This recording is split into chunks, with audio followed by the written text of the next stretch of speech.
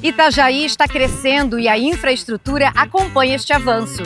Serão 2 novas estações de tratamento de água e uma delas começa a operar já em 2025. Além disso, 2 novos reservatórios vão reforçar o abastecimento. E vem aí a ampliação da rede coletora e da estação de tratamento de esgoto. No total, são 29 projetos em execução e mais de 330 milhões de reais em investimentos.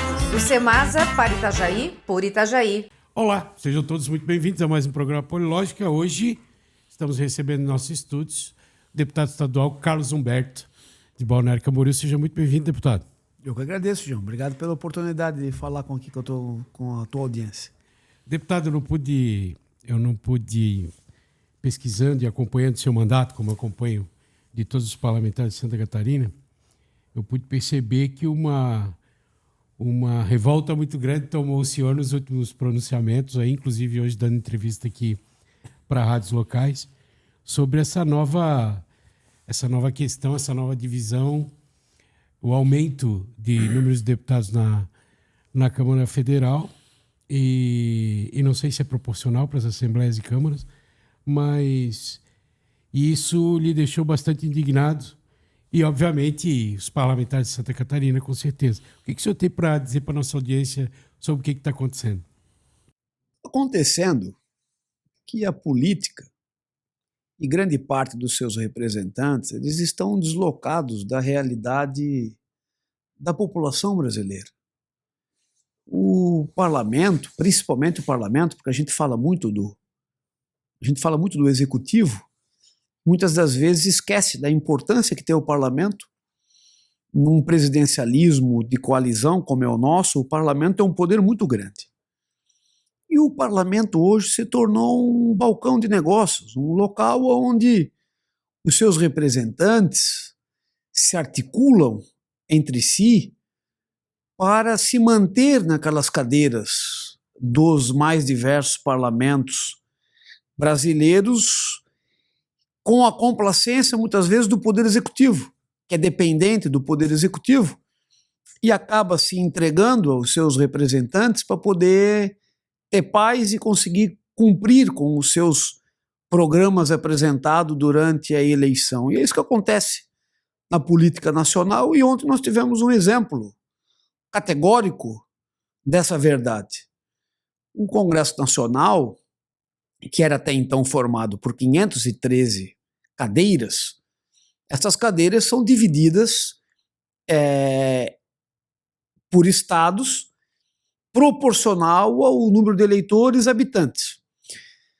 Então, esses 513, por exemplo, Santa Catarina tinha 16 cadeiras. Outros estados, como São Paulo, 60 cadeiras, e é proporcional ao tamanho do estado.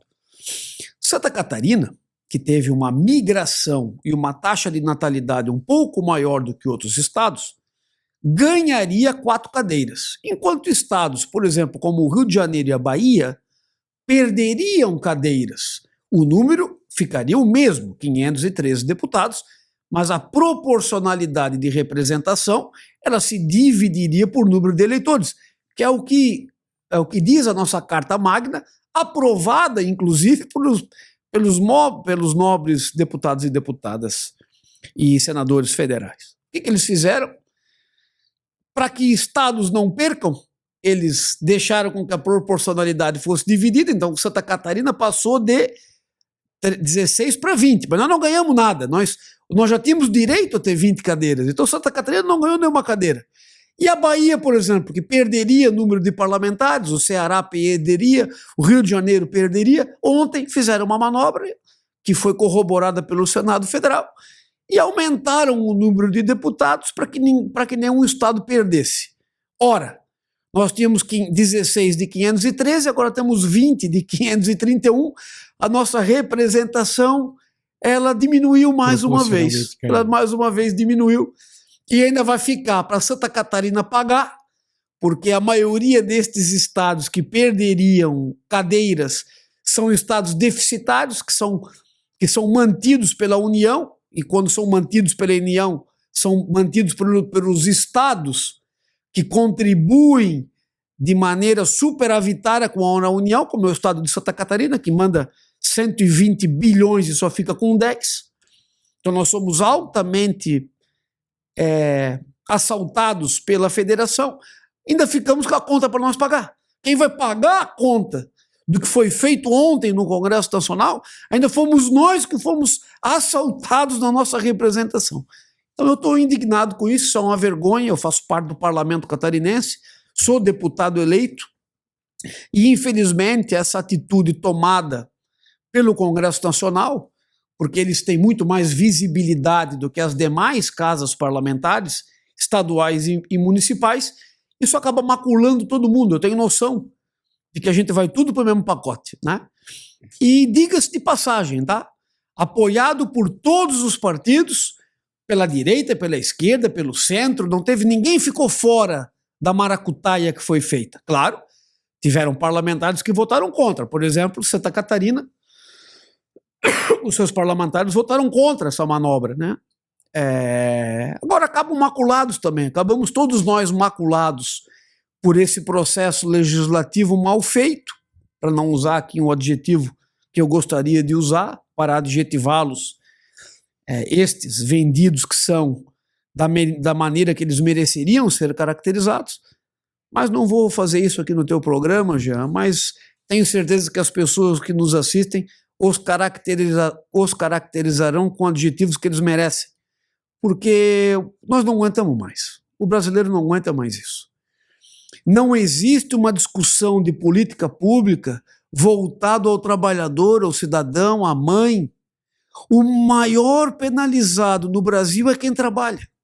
Nós temos lei para proteger mendigo, nós temos lei para proteger drogado, nós temos lei para proteger quem não quer trabalhar, nós temos lei para proteger quem não quer se esforçar, nós temos lei para proteger quem não quer estudar, nós só não temos lei para beneficiar quem trabalha, quem se esforça, quem estuda, e é quem paga a conta. Era para quem está na frente, era para quem era para estar na frente da fila do pão. E isso só vai causando cada vez mais indignação no povo. Pena que essa indignação ela não se reverbera de uma maneira um pouco mais agressiva, para que os seus representantes tivessem um pouco mais de medo. Ou organizada, né? Ou organizada, seja do que for, porque só piora, né? Só piora, não melhora, é triste isso.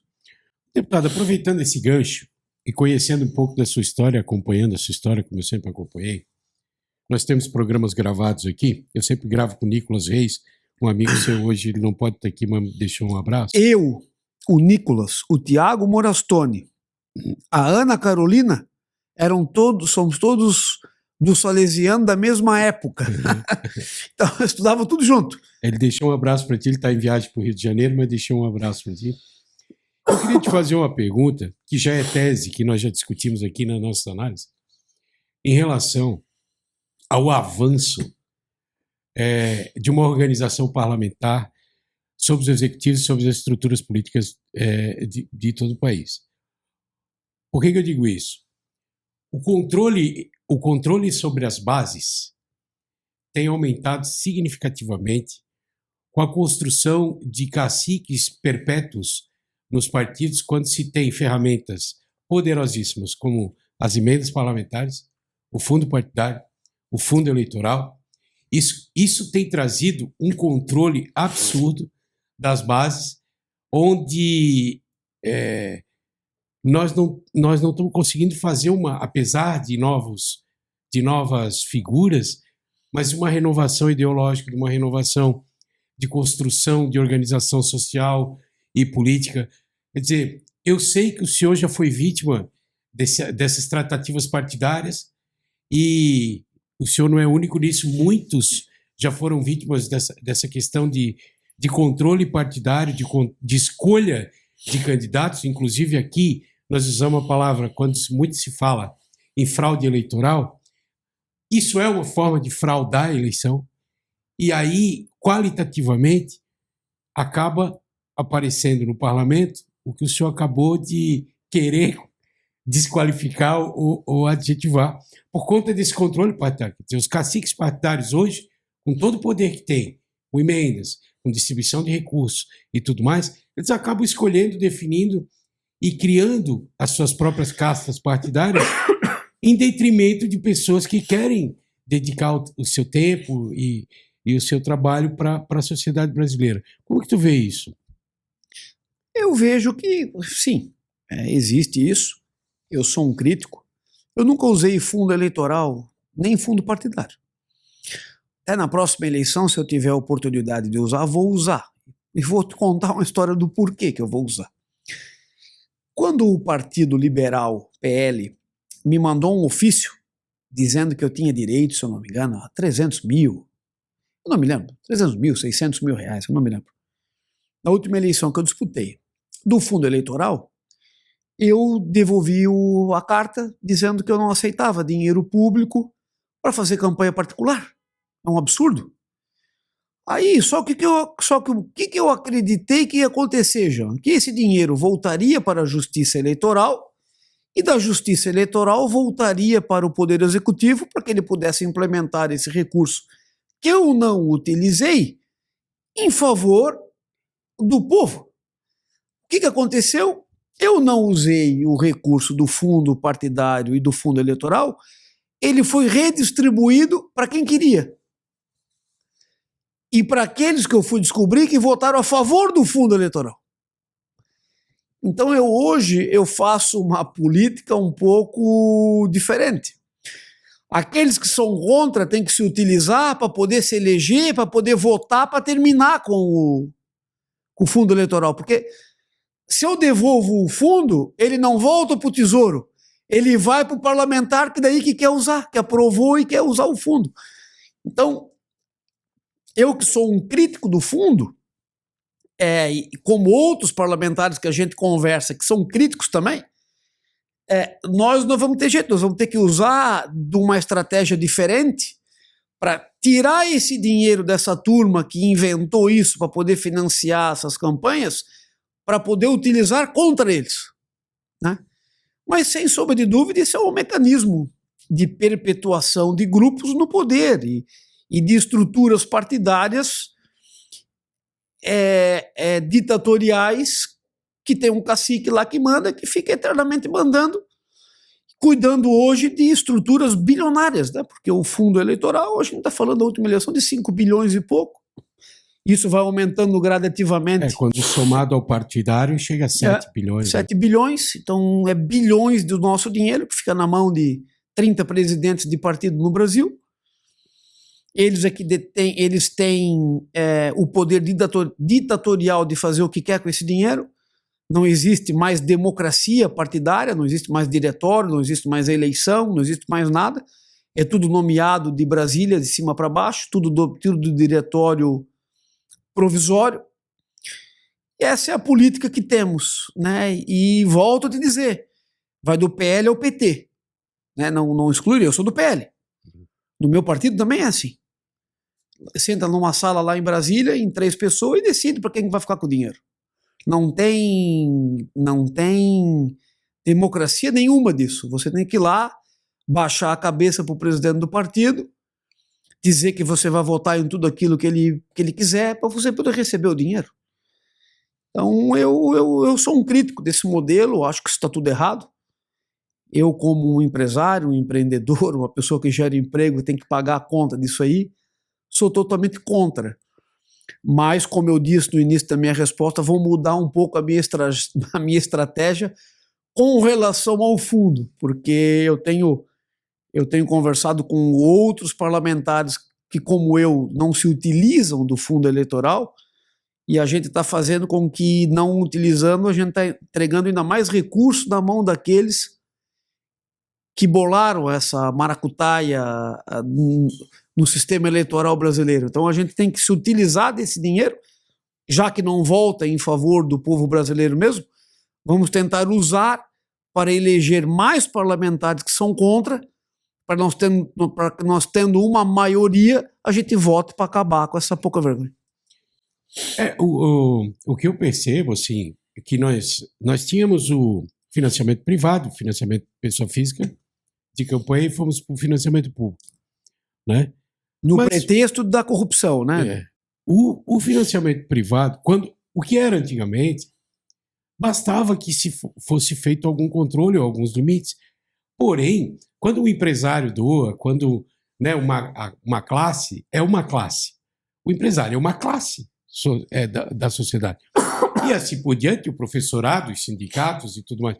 Então, assim, prejudicou demasiadamente a democracia partidária, a organização partidária, a coletividade como um todo, quando se trouxe ao poder do político o autofinanciamento. Porque não deixa de ser o autofinanciamento. A tua capacidade de articular acaba fazendo com que tu controle o partido desde a escolha do vereador até a escolha do presidente da República. Isso, na nossa tese, é a verdadeira fraude eleitoral que existe. Porque eu querendo ser candidato, muitas vezes você conhece tantas pessoas que querem ser candidato aqui, Itajaí, por exemplo, na última eleição, só no PL tinha 80 candidatos para disputar 18 vagas para disputar a eleição. Então, assim, esse tipo de escolha, esse tipo de filtro acaba sendo prejudicado pelo poder absurdo que os partidos tomaram para si. Esse é o meu entendimento. Quer contribuir com mais alguma coisa em relação a isso? Eu sou a favor de que não tenha nenhum tipo de financiamento, cada um que financia o seu, que se coloque um limite máximo de gasto. Hoje tem a internet. Cara. Grava um vídeo, Cada um pode ser o seu repórter. Bota a tua mensagem no ar, vai visitar, vai andar na rua, vai falar com as pessoas. O CDL faz uma reunião, vai todo mundo lá, o Sinduscom faz outra, Associação Comercial, vai lá na representação do bairro, lá na associação do bairro A, do bairro B, cada um tem a oportunidade de falar o que pensa, vai para a internet, diz no que acredita e pronto, cada um escolhe o seu candidato. Hoje, a tecnologia que era para baratear o processo, encareceu o processo. Aí tem que ter estúdio, tem que ter editor, tem que ter luz, tem que ter não sei o quê. Media manager. Eu não tenho nada, eu faço o meu sozinho. Uhum. Não tem nada disso aí, não tenho estúdio, não tenho nada, eu gravo eu mesmo, não faço nada. Tento fazer a minha parte. Mas a tecnologia era para baratear o processo, não era para encarecer ainda mais. Mas no Brasil a gente sempre deturpa, nós não, né? Mas existe uma parte que acaba deturpando o processo. Deputado, na última eleição para a prefeitura, demonstrou que, pelo menos eu vi isso em pesquisa que eu estou lhe falando, tá? Houve uma demonstração muito forte sua de que Balneário Camboriú estava acima do seu interesse partidário e dos interesses partidários de seus correligionários. O seu relacionamento com a Juliana Pavan ganhou um destaque, né? Ela ser levada à eleição, inclusive com seu apoio. Ela ganhou um destaque e ela formou um governo de coalizão. A gente tem percebido que as figuras que têm estado com Juliana Pavan, junto com Juliana Pavan, têm essa vontade, demonstram essa preocupação com as demandas de Balneário Camboriú. Sou muito amigo, inclusive amigo pessoal do Auri Pavone, eu tive com ele aqui semana passada, ele me fez uma visita, deve gravar nos próximos dias conosco também, sobre o que ele está construindo de evolução para o EMASA, né? É um problema crônico também, a questão da água, esgoto de Balneário Camboriú. Esse relacionamento com a Juliana, construído por Carlos Humberto do PL, Juliana do PSD, antagônicos hora ou outra, nessa questão que se aproxima para a eleição do ano que vem, de que forma contribuiu para o Balneário Camboriú? Quando você fez essa escolha, quando você tomou essa decisão, não, o Balneário está acima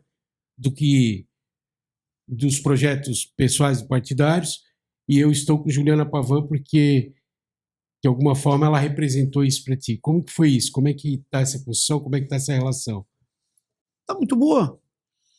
O antigo prefeito era do meu partido, eu, inclusive fui vice dele antes de ser deputado. E com ele eu não conseguia, existia por parte dele e do grupo que sempre o apoiou, eu acredito, não me disseram, uma desconfiança comigo, eu acho que era uma desconfiança, e não quiseram estabelecer com o parlamentar da região e acho que com os outros também não, nenhum tipo de parceria, porque eram muito individualistas. Acho que eles têm um problema com a humildade, que é uma característica importante para qualquer líder. E eu acho que eles não têm uma característica de conseguir achar um ponto de humildade. Se acham melhores do que os demais. E eu não conseguia estabelecer uma parceria. Eu, como líder do governo... Para ajudar Balneário, né? Balneário, nós estamos falando de Balneário, né? Uhum. Como líder do governo, eu tinha acesso a recurso, ao próprio governo. E eu não conseguia estabelecer uma parceria com o meu próprio partido na cidade. Porque, como eu disse, eu estou afirmando que era isso, é a minha opinião, ficava ali como se fosse um ciúme, mas vai aparecer mais do que eu, vai aparecer menos. Vaidade. Ou vaidade. Com a Juliana, não. Com a Juliana a gente está conseguindo fazer uma parceria muito bem montada, trazendo muito recurso para a cidade, políticas públicas interessantes. Ela é uma mulher que gosta do município, nós estudamos no mesmo colégio, somos contemporâneos, ambos nascemos naquela cidade, e hoje temos a oportunidade de ela representar o município, eu representar o estado e a região, e a minha cidade também, por consequência, e acho que a gente está numa sintonia muito grande, como eu também estou em sintonia com outros prefeitos, como o prefeito de Itajaí, o Robson, como o Joel de Ilhota, como o prefeito Alexandre de Bombinhas, enfim, todos os prefeitos.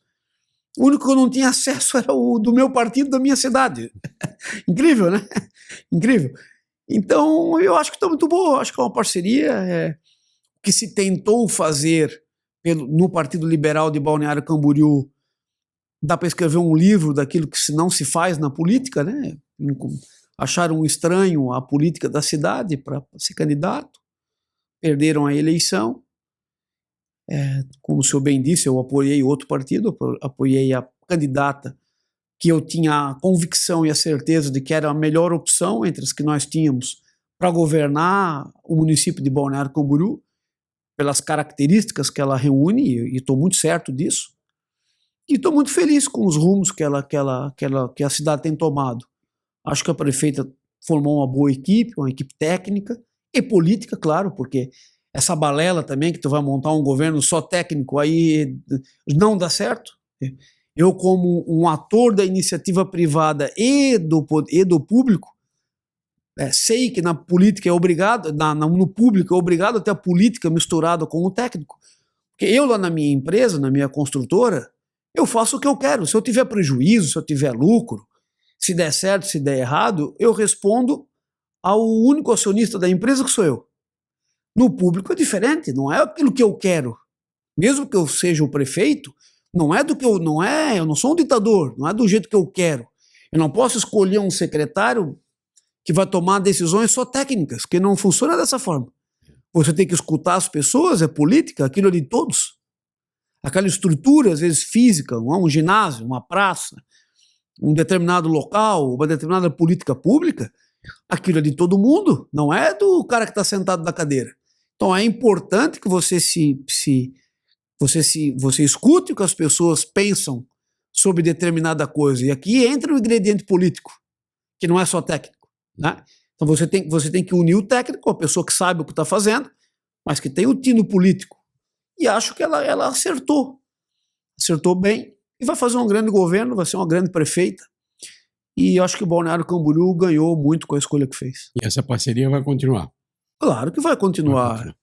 Nós nos gostamos, nós somos dali, nós somos amigos. Conta com o apoio dela. Nós somos amigos de uma vida, eu conto com o apoio dela, assim como do mesmo jeito que ela conta comigo. E ela já declarou, inclusive em entrevista, né? Não tenho dúvida, mas isso é coisa que não precisa declarar, né? Isso é uma coisa lógica. É isso que eu queria complementar, porque assim, mais importante, porque às vezes um prefeito que passou 8 anos à frente de uma cidade sonha na eleição de um sucessor, até por reconhecimento do seu trabalho. Só que esse sonho ele se realiza quando você constrói, né, a E sucessão. com coerência. Isso. Né? Humildade Então, quer e dizer, coerência. tem histórias de prefeitos, inclusive Itajaí, de chegar no final e acontecer a mesma coisa que aconteceu em Balneário Camboriú. Tira da cartola um coelho, ó, é isso. Isso não é realizar sonho das pessoas nem da cidade, né? Nem buscar o reconhecimento que fez. Isso é muito pessoal, né? É. Às vezes a pessoa tem a ilusão de que ele tem o comando, por ser o prefeito, ele tem o comando político da cidade, ele se ilude com isso, acha que ele é o bom da boca porque todo mundo dá um tapinha nas costas e pede para bater uma foto, ou porque comenta na rede social, e ele acha que vai continuar mandando. Aí ele pega uma pessoa que na cabeça dele é uma pessoa que vai se submeter. Então, aqui já tem duas características. Primeiro, se ele acha que a pessoa é dessa forma, já não deveria servir para ser prefeito. Porque no mínimo que uma pessoa deveria ter para ocupar um cargo de representação popular é independência. E liderança. E liderança. Então, isso diminui não o escolhido, isso diminui quem fez a escolha e fala muito sobre quem fez essa escolha. Se a pessoa for parar para fazer um mínimo de um raciocínio sobre esta pessoa que faz esse tipo de escolha, isso vai falar muito sobre a pessoa, muito mesmo. A missão do executivo é nominal, né? Ele é único, né? Apesar de tudo, a responsabilidade é dele. Mas sobre essa parceria, eu queria destacar aqui, eu queria que o senhor desse tem um plano aqui nessa parceria com o Balneário Camboriú. Daqui a pouco nós vamos falar da Anfra Itajaí também, tá vendo? Só para 1,9 milhão para a Muralha Digital, Programa de Segurança de Balneário Camboriú. Eu tenho aqui. Depois temos repasse para a saúde, né? Também. Internação compulsória. E ainda dentro nas cercanias de Balneário Camboriú, a retirada do posto da Polícia Rodoviária Federal. Já emendando nessa questão das parcerias, da parceria com a Juliana Pavan, Muralha Digital. Isso é um programa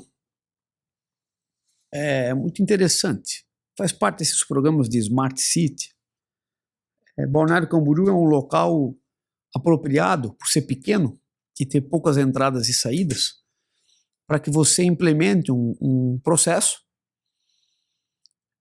que não é só de segurança, é muito mais de dados do que de segurança, apesar de ser gerido pela Secretaria de Segurança. Uma cidade altamente adensada como é o município de Balneário Camboriú, principal polo turístico de Santa Catarina, que recebe pessoas do Brasil e do mundo, precisa ter um número real de quantos veículos adentram o seu município nas mais diversas épocas do ano, que tipo de características são desses veículos, são caminhões, são ônibus, são veículos de passeio, de onde vêm esses veículos, se é do estado, se é de fora do estado, quantos vêm internacionais, por exemplo, quantas pessoas entram pela rodoviária, quantas pessoas saem, quantas pessoas frequentam as suas praias, as suas avenidas. Claro que dá para se usar também para segurança pública, para saber se tem algum foragido, se não tem, se tem algum carro roubado, se não tem. É utilizado por isso também. Faz um controle de todas as morrarias para ver se está tendo invasão, se não está tendo invasão em tempo real. Faz um controle de todas as praias, em auxílio às forças de segurança, especialmente o bombeiro salva-vidas, porque em tempo real também a inteligência artificial consegue caracterizar qualquer tipo de afogamento. Então é um programa de cidade inteligente, denominada de Muralha Digital, pela prefeita do município de Balneário Camboriú, um programa que me foi apresentado há uns 2 anos atrás. Eu tentei, então, trazer para Balneário Camboriú, o ex-governo não quis conversar comigo sobre o assunto. Assim que a prefeita tomou posse, ela tinha algo parecido no plano de governo dela. Eu apresentei para ela, disse que eu tinha o recurso, inclusive, disponível para isso. E está sendo implementado. Balneário Camboriú vai ter os principais hardwares e softwares para pensar o hoje e o amanhã de uma cidade inteligente.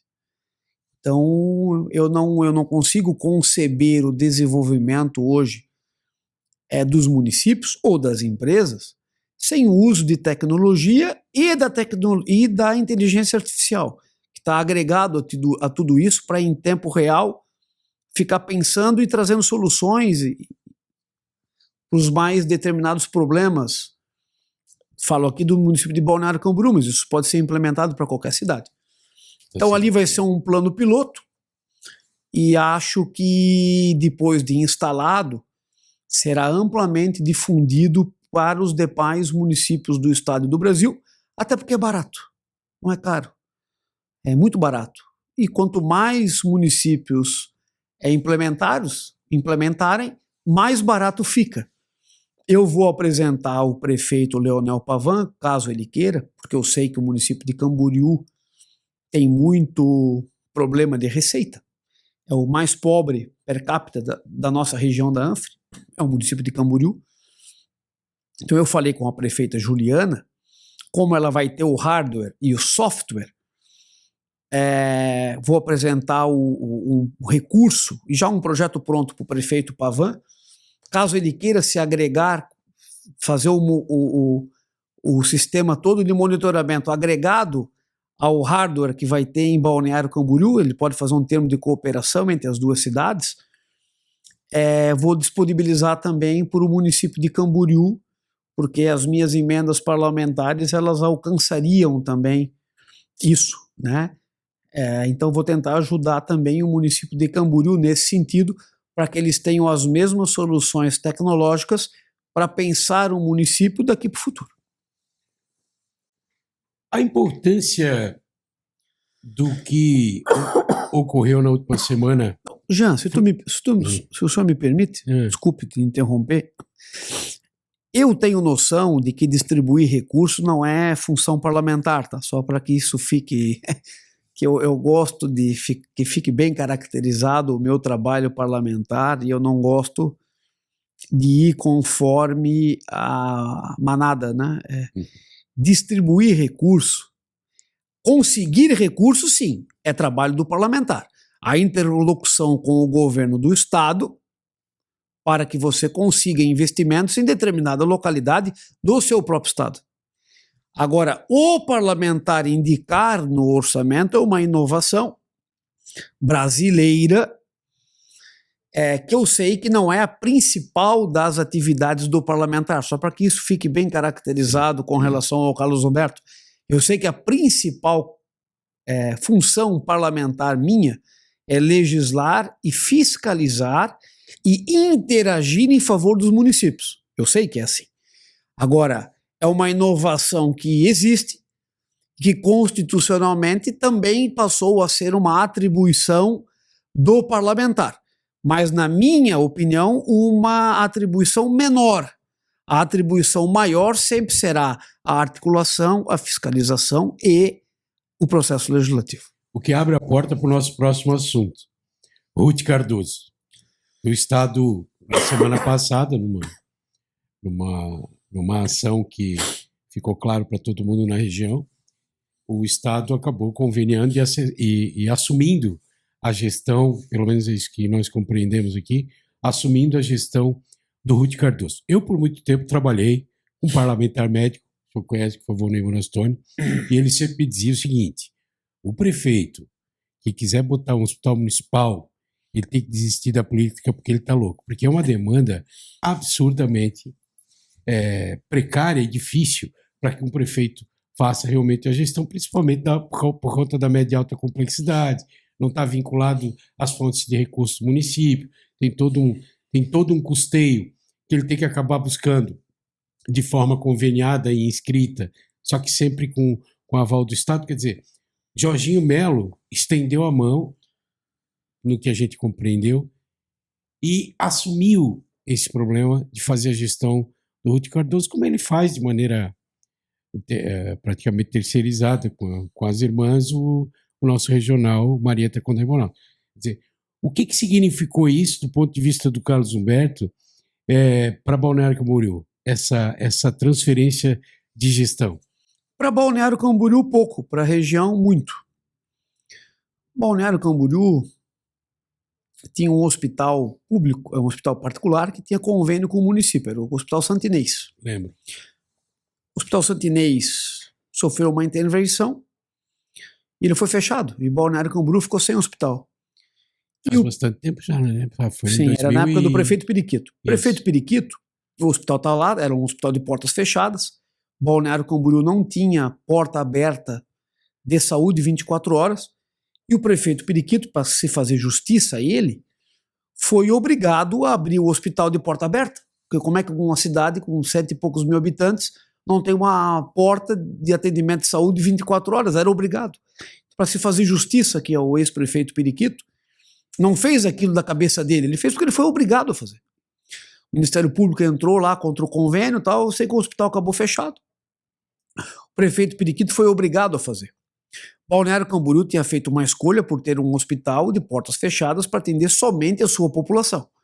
E como é não tinha um pronto atendimento, quer dizer, não, fechando ali. como é um município de uma arrecadação robusta, proporcional ao seu tamanho, poderia se dar ao luxo de ter um hospital. Acontece que com o fechamento da porta 24 horas que teve e com a abertura da porta 24 horas do Santa Inês, do Hospital Ruth Cardoso, ele já abriu com características de hospital regional e não municipal. Porque toda a Costa Esmeralda, a porta de emergência que tinha para se socorrer, e também toda a região sul de Itajaí, era o Hospital Ruth Cardoso. Não tinha outro lugar para fugir. Se fosse nascer uma criança em Itapema, Ruth Cardoso. Se fosse nascer uma criança em Porto Belo, Ruth Cardoso. Se alguém tivesse um infarto em Bombinhas, Ruth Cardoso. Se alguém batesse de carro no bairro Fazenda em Itajaí, Ruth Cardoso. E o hospital, Brava e tal, né? Praia Brava, o hospital acabou abrindo dessas características. E quando ele abre de maneira regional, ele foge da responsabilidade municipal. E os governos E acessa estaduais... mais recursos, deputado? Hein? Tem acesso a mais recursos? Terá mais acesso a recurso, claro. O recurso que o município colocava ali, na ordem de 90 milhões de reais por ano, é um recurso que não faz frente à demanda do hospital. O hospital hoje ele precisa ser ampliado, precisa ser modernizado, precisa ser melhor gerido. E o município de Balneário Camboriú não tinha como estar prestando atendimento para Bombinhas, para Porto Belo, para Itajaí, para Camboriú, Tijucas, Canelinha, São João Batista, fugia do espectro municipal. E se tentou com o governador Luiz Henrique, se tentou com o governador Colombo, se tentou com o governador Carlos Moisés, e nenhum deles teve a sensibilidade de enxergar a região com a importância que a nossa região tem. A nossa região tem a Costa Esmeralda, que é a região mais linda de Santa Catarina, né? Para se mergulhar, as praias de Bombinhas, Porto Belo, que ali é um paraíso na terra.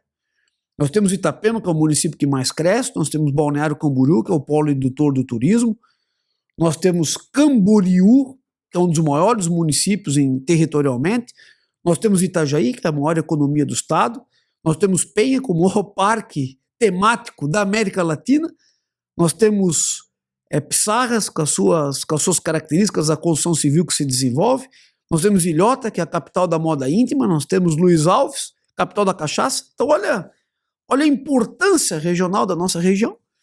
E o governo do estado fingia que essa regionalização não existia. E o governador Jorginho Melo agora teve a decência de escutar as forças políticas regionais e atender esse anseio que é da região.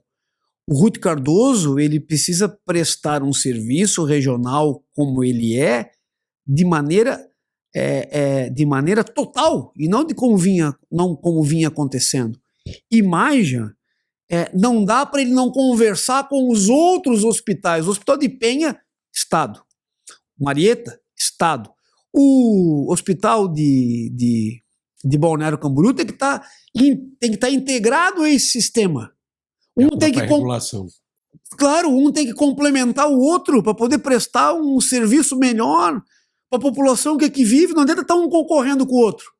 Eles podem se complementar em sendo geridos pelo mesmo CNPJ, que tem a obrigação constitucional de fazê-lo, que é o Estado da média e alta complexidade.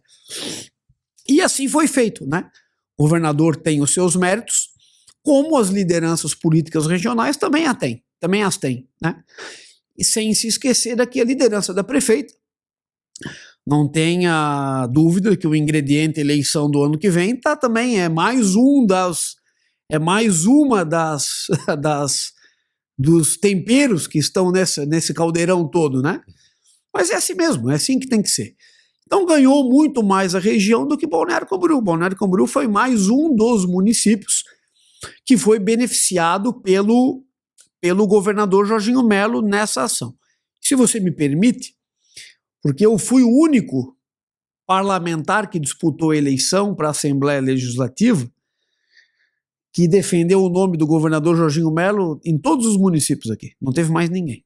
Só teve o deputado Carlos Humberto. E o governador Jorginho Melo, ao participar das nossas reuniões em Itajaí, em Navegantes, Balneário Camboriú, em Itapema, assumiu um compromisso público, está na minha rede social para quem quiser entrar, que se eleito, ele terminaria o complexo Madre Teresa do Hospital Marieta, ele assumiu o compromisso na minha reunião de campanha, da qual ele veio fazer campanha para ele. E está aí. Finalmente um governador dando a resposta ao município de Itajaí que merecia. De Itajaí não, para a região. Desde que o governador tomou posse, nós já dobramos o número de leitos de internação na região, com a inauguração de parte do complexo Madre Teresa e do Hospital de Itapema. A região ganhou mais 3 UPAs financiadas com o dinheiro do governo do estado 24 horas, Porto Belo, Itapema, Balneário Camboriú. Ganhou 30 novos leitos de UTI no Hospital Marieta, 10 novos leitos de UTI no Hospital Pequeno Anjo, 10 novos leitos de UTI no Hospital Público de Itapema, além de 46 leitos de UTI na retaguarda, no Cônsul Carlos Renault e no Hospital Evangélico de Brusque, que faz a retaguarda da nossa região. Nós temos hoje o maior e melhor EMOSC de Santa Catarina, anexo ao Hospital Marieta, em Itajaí. O melhor do Brasil, diga-se de passagem.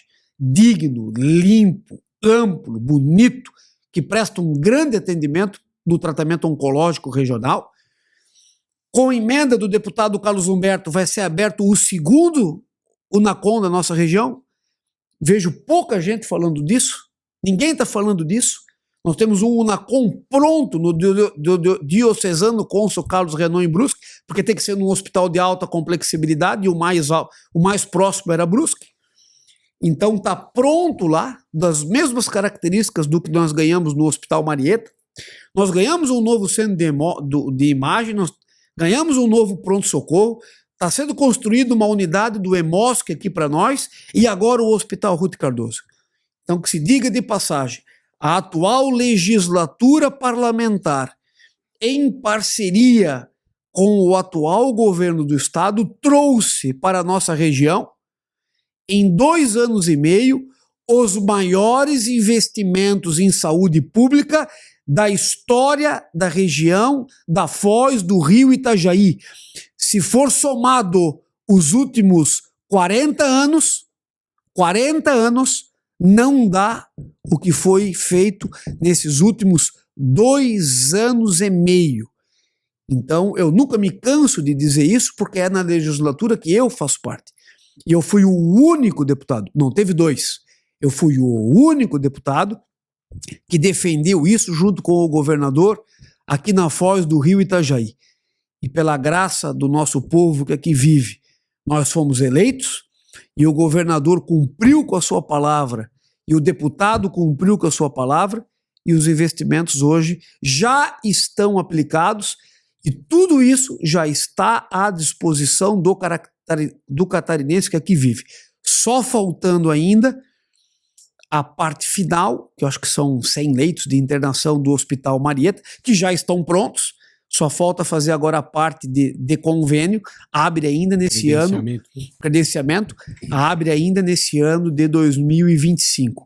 Nós passamos da região menos assistida em números de leitos proporcional ao número de habitantes para mais assistida. Acho que só isso já valeu esse nosso mandato. Uma boa missão cumprida. Pegando esse gancho, eu queria outra questão que a gente tem acompanhado, os prefeitos, porque os prefeitos acabam se organizando em frentes para discutir questões regionais, e uma delas é a ANFRE, né? A ANFRE está aí com uma renovação interessante de prefeitos. Nós temos o Robson Coelho agora presidindo o CIANFRE, que é o consórcio que vai conduzir o Promobis, que interliga toda a região, inclusive com ônibus elétrico, quer dizer, um projeto todo de mobilidade. O governador Jorginho Melo acabou assumindo o projeto para a concessão da obra e exploração do possível túnel entre Itajaí e Navegantes. Mas o que eu queria te perguntar, deputado, assim, qual é a relação da ANFRE com a Assembleia Legislativa quando se trata desses projetos regionais, desses projetos macro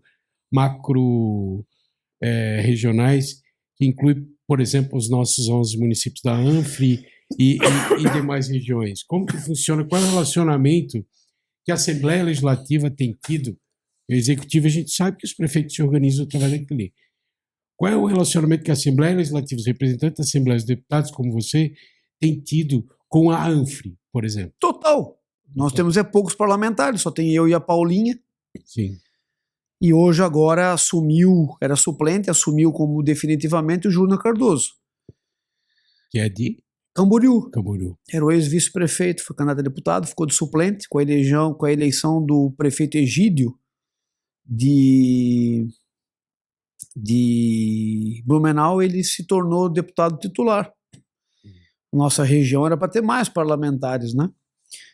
Mas a nossa interação com o prefeito Robson, com o prefeito Tiago, que é o presidente da ANFRE, é total. Todas as ações que a ANFRE desenvolve têm a participação dos seus parlamentares representantes da região. E o Promobis faz parte disso? Faz parte da disso. Sua agenda? Faz parte. Todas as reuniões que o Robson promoveu até hoje, eu participei de todas. 100% de todas as reuniões. Nós somos um incentivador e fiscalizador também, porque a minha obrigação nisso tudo é fiscalizar para que eles façam a coisa direita, né? Eu sou fiscalizador do Poder Executivo e, ao mesmo tempo, parceiro. O prefeito Robson, ele é muito proativo nessa questão. É um processo que se enrola já há muito tempo, né? Muito demorado, mas que, se for desenvolvido na sua plenitude, será um case de sucesso para o Brasil. Nossa região vai ganhar com isso, e nós somos incentivadores ao mesmo tempo que somos fiscalizadores de tudo que acontece, e que se faça justiça. Tiago Balti, que é o presidente da ANFRE, e o Robson, que hoje é o presidente do consórcio, sempre nos convidam a participar de todas as reuniões e de todas as ações, para que o peso político empregado nisso tudo ele seja maior. Quanto mais vereadores, quanto mais prefeitos, quanto mais deputados participarem, melhor para todos. O trânsito entre Tijucas e Barra Velha, o governador Jorginho tem um projeto já fazendo eixos viários, eixos laterais e tudo mais. Qual é a agenda que tá se posicionando? Porque agora é o inverno, dá uma diminuidinha, se bem que hoje não tem mais redução de trânsito, né? Nós estamos sofrendo com isso diuturnamente, até noturnamente, né? Esse eixo Barra Velha, Tijucas, quando que nós vamos ter quem está pensando, quem está empenhado em resolver isso definitivamente, deputado? Quem começou com isso por primeiro foi a Assembleia Legislativa. O deputado Carlos Humberto, que você está entrevistando, é o presidente da Frente Parlamentar do Contorno Rodoviário Norte. Sim. Que é formado por mim, pelo deputado Napoleão, pelo deputado Sargento Lima, pelo deputado... agora não vou me lembrar de todos, eu vou fazer... Paulinha, provavelmente. Eu vou acabar sendo indelicado aqui. Mas todos os deputados que estão comprometidos, eu fui eleito, nós formamos uma frente parlamentar, e o presidente da frente parlamentar do contorno rodoviário norte é o deputado Carlos Humberto. Por que nós formamos essa frente parlamentar? Porque o governador Moisés havia feito a licitação da contratação do contorno, que o Jorginho mudou o nome para Via Mar. Sim. Mas isso foi contratado no governo Moisés. Certo. É no governo Moisés que tiveram os ganhadores da licitação para a elaboração dos projetos. Quando se teve início a essa legislatura, nós montamos a frente parlamentar para cobrar do governo do estado a ordem de serviço para que fosse feitos os projetos e pós-projetos para que se possa executar essa obra, que é essa rodovia paralela à BR-101. Então, a iniciativa primeira, para que se faça justiça, foi do Parlamento catarinense. Do Parlamento, de nós parlamentares. E eu sou muito orgulhoso de ter sido escolhido pelos meus pares como proponente, como presidente da Frente Parlamentar do Contorno Rodoviário Norte, que foi uma ação anterior à própria ação do Executivo. E qual é o status desse projeto? Nós fizemos reuniões em Itajaí, nós fizemos reunião em Blumenau, nós fizemos reunião por tudo. E o governador atendeu o nosso pedido e deu ordem de serviço e os contratos estão sendo elaborados. Eu, particularmente, fiscalizo isso semanalmente. Os projetos estão adiantados. Eram 24 meses, até 24 meses para a apresentação dos projetos e licenças, e licenciamento e tudo mais. Isso eu acredito que vai se dar em menos de 24 meses, e essa fiscalização, como presidente da Frente Parlamentar do Contorno Rodoviário Norte, é feito por mim. Pronto os projetos, aí vai ter um ou outro embate político. Nós, da Frente Parlamentar, defendemos que a obra seja feita pela iniciativa privada. Então, nós, da Frente Parlamentar, defendemos que o governo do estado abra uma concorrência pública para que um ente privado fique na obrigação, com base nas informações e projetos dadas pelo governo do estado, responsável pelo licenciamento ambiental, pelos EIA-RIMAS e tudo mais, e pela execução da obra. Nós defendemos esse modelo em troca de pedágio a ser pago pelo usuário da rodovia. O governo do estado não apresentou ainda de maneira oficial a modelagem de execução da obra. Eu pego aqui como exemplo a 470. Está sendo feita pelo governo há 20 anos. Então, nós defendemos uma concorrência privada para a execução da obra. Mas não é momento dessa discussão ainda. O momento agora é da execução dos projetos que estão indo bem, obrigado, está acontecendo. Eu sou um dos parlamentares fiscalizador disso e está tudo indo conforme planejado, até em tempo menor do que aquilo que foi estipulado contratualmente. Parceria privada. Não, é o que eu defendo. Eu não estou dizendo que será dessa forma. Sim. Quem define isso é o senhor governador, o governador da época, o Jorginho, ou o próximo, não sei. Tomara que seja o Jorginho, que já tem o entendimento disso, né? Então eu estou dizendo aqui o que nós da Frente Parlamentar defendemos.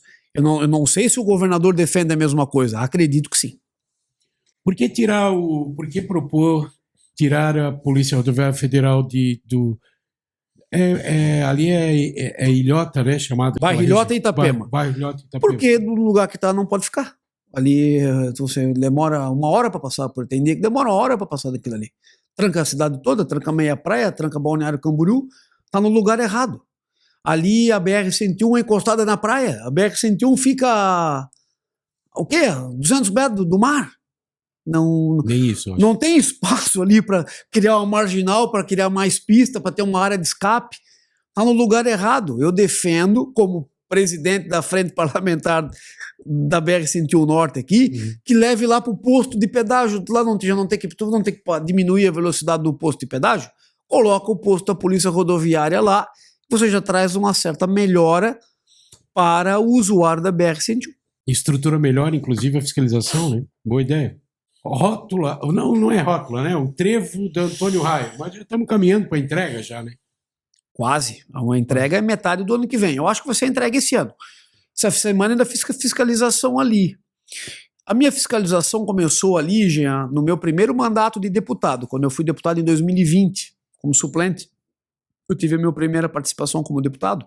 Na época, o governador Carlos Moisés inaugurou a obra. E eu fiquei louco, eu andei por Santa Catarina, eu dei entrevista, eu fui lá, eu pendurei faixa, porque como construtor que sou, sabia que inaugurar uma obra que não estava pronta ia trazer problema para nós de Itajaí. Usuários da BR-101. Claro, eles inauguraram a obra, homem. Inauguraram a obra. Grande parte da obra é a interseção com a Contorno Sul e com a BR-101. Como é que tu vai inaugurar uma obra sem o trevo? E inauguraram. Inauguraram, tem foto. Faixa, bandeira, parlamentar dando discurso, governador dando discurso. Uma vergonha. Eu estava lá no Povo com uma bandeirinha lá, não subi no palco, denunciando o problema que isso iria trazer para a região da foz do rio Itajaí, como trouxe. Passou 2021, passou 2022, passou 2023, passou 2024, as indenizações já não eram mais cobradas, aquilo ficava, aquilo já se esqueceu. E diga-se de passagem, o ex-prefeito Volney Morastone deu uma contribuição muito grande na construção das casas, removendo as pessoas que estavam lá. Sim. E trazendo a possibilidade para com que hoje o governador Jorginho Melo e a nossa legislatura parlamentar esteja entregando para nós aqui, para nós de Itajaí, essa obra que é a principal obra de mobilidade regional. Não existe outra tão importante como essa. Existem outras obras importantíssimas, mas essa, sem sombra de dúvida, é a mais importante. Está acontecendo com tecnologia empregada, num ritmo muito acelerado. Como eu te disse, a minha participação ali começa em 2020. Eu tenho sido o parlamentar que tem feito as fiscalizações junto com a equipe do governo do estado que fiscaliza. Eu estou sempre junto, né? É um dever meu como parlamentar aqui da Foz, aqui como de Itajaí. Eu estou cumprindo com a minha obrigação fiscalizatória, inclusive, que aconteceu nessa semana, e eu estou muito contente com a obra. Eu acho que tem tudo para em dezembro ficar pronta. Apesar de que o cronograma oficial é meados de 26. Né? Nós temos, se tu pegar da BR-277 no Paraná, Barra do Rio Grande, nós temos 6 portos. Itajaí está bem no meio. Eu costumo dizer que é a estrela. A vocação logística de Itajaí é indiscutível, né? E o trevo no Antônio Raio, até porque a cidade logística está se expandindo para aquela região, né? E nós temos o mesmo problema no trevo de Blumenau, que espero que num futuro breve a gente possa avançar nesse sentido também, porque Itajaí, todos os anos, deputado, chegam de 8 a 10 mil pessoas para morar, para vir trabalhar nas nossas vocações, pesca, construção naval, logística e agora inovação. Nós estamos trabalhando fortemente na questão da inovação. Então, assim, do ponto de vista regional, e com essa integração, nós podemos trabalhar mais alinhados com o turismo de Balneário Camboriú, com as belezas de Bombinhas, com trabalho e com mobilização de cargas e economia de Itajaí. Quer dizer, uma integração regional ela é de extrema importância. E como você falou, como era crítico e aqui receba meus aplausos, é isso. Quer dizer, Antônio Raio, por muito tempo, ela atrasou. Agora tu imagina se nós tivéssemos, além dela, corrigido os problemas que nós temos, tanto com o trevo de Blumenau, quanto os trevos do Sul, quanto a própria BR-282, o entroncamento da BR-282 já ficou complicado, a fortuna que foi para dar uma saída 282 em Florianópolis, que não é logística, não é, né? Apesar de ela trazer a produção do Planalto e do Oeste, através dela, quando chega em Florianópolis, ela é complicada, ela tranca. Então, assim, de uma maneira geral, quando se fala em macro-regional, observar as vocações da cidade e dar para elas o apoio necessário para que essas vocações cada vez mais se expandam, é um caminho mais correto, né? Deputado Carlos Humberto, para nós caminhar para o encerramento aqui, candidatura à reeleição, teremos parlamentar pretende se manter na Assembleia Legislativa representando a nossa região? Se Ou for ampliar para federal? Não. Eu não tenho hoje estrutura familiar e a minha atividade privada me consome um tempo que eu não tenho condição nenhuma de me ausentar de Santa Catarina. Se for uma vontade da população que eu disputo, eu disputo. Se o próprio eleitor achar que a nossa contribuição já foi dada e que nós temos que dar a vez para outro, da mesma maneira, não é a minha atividade a política. Eu estou na política contribuindo, a minha atividade é outra, totalmente diversa da política. Eu não sou político profissional, eu não vivo da política, eu nem gosto da figura do político profissional, eu acho que a pessoa tem que ter uma atividade paralela à política para não ficar um dependente do cargo. Então, se for da vontade regional, das lideranças, das pessoas, eu vou disputar. Se não for, se as pessoas acharem que a nossa contribuição já foi dada e que nós temos que dar a vez para outro, apoio outro nome também. Não é algo que não me apego ao mandato. Não. E aquele sonho de ser prefeito de Balneário Camboriú permanece? Não permanece. Estou no projeto da prefeita Juliana Pavan. Ela é a minha candidata, se ela desejar, e a legislação. Eu sou contra a reeleição, então só para que fique claro. Teremos novidade a partir de 2000. Eu sou um brasileiro que é contra a reeleição para o executivo. Eu acho que deveria ser mandato de 4 anos e ponto, da vez para outro. Mas tivemos uma PEC aprovada agora que aumentou pode o tempo. Dar para os eleitos agora 10 anos de mandato. Ok, mas eu particularmente defendo que seja eleição a cada 2 anos, não defendo unificação de eleições, eu acho perigosíssimo, porque daqui a pouco uma onda elege todo mundo, e o que não seria bom para o Brasil, e nem para a política de qualquer lugar, não para a política, para a política como um todo, de qualquer lugar. Você é obrigado a ter a balança da coisa, oposição e situação. Não dá para um grupo dominar tudo. Aí fica perigosa a coisa, independente de quem for. Então, eu sou a favor de eleição a cada 2 anos, como é nos Estados Unidos. Eles têm eleição a cada 2 anos. E defendo um mandato de 4 anos só. Fez 4 anos no Executivo, dá chance para o próximo. No Parlamento, não. No Parlamento, eu acho que a figura da reeleição ela é diferente do Executivo. Ela é necessária, inclusive. Agora, ela tem uma representação mais refinada, né? Sim, ela é mais uma representação mais específica, né? Apesar proporcional também. Proporcional e específica. Então é diferente do Executivo. Agora, o meu projeto em Balneário Camboriú, eu entendo em o jogo sendo esse, apesar de eu ser contra, a gente tem que trabalhar com aquilo que a lei impõe, né? Eu estou no projeto da prefeita Juliana. É ela que lidera hoje o nosso grupo político. O grupo político que o deputado Carlos Humberto hoje faz parte é liderado pela prefeita Juliana. Que bacana, que legal. Não esperava outra coisa do que eu tenho acompanhado de Balneário Camboriú assim, e do esforço do Robson também estar construindo isso em Itajaí, mas hoje representando a nossa região, seria Robson é meu grande parceiro. Se você entrevistar o Robson, com certeza ele vai falar do nome do deputado Carlos Humberto. Ele teve aqui essa semana, ele conversou a gente tem feito uma parceria muito, muito boa em favor de Itajaí.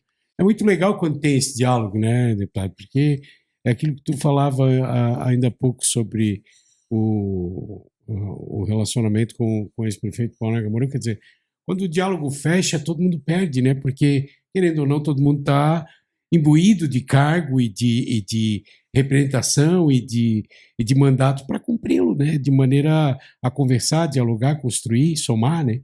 E o que não soma não serve para a política, não é verdade? Mas, Carlos Humberto, queria te agradecer muito por ter vindo aqui, por ter dado esse prestígio o nosso programa e colocar sempre à disposição a nossa bancada para o debate, assim que espero que da próxima vez o Nicolas esteja junto aqui para nós ampliar. O Nicolas tem contribuído muito aqui com os nossos programas e agradeço mais uma vez a tua presença aí. Eu que agradeço. Obrigado pela oportunidade. Fraterno abraço, então, e até semana que vem. Itajaí está crescendo e a infraestrutura acompanha este avanço. Serão 2 novas estações de tratamento de água e uma delas começa a operar já em 2025. Além disso, 2 novos reservatórios vão reforçar o abastecimento. E vem aí a ampliação da rede coletora e da estação de tratamento de esgoto. No total, são 29 projetos em execução e mais de 330 milhões de reais em investimentos. Do Semasa para Itajaí, por Itajaí.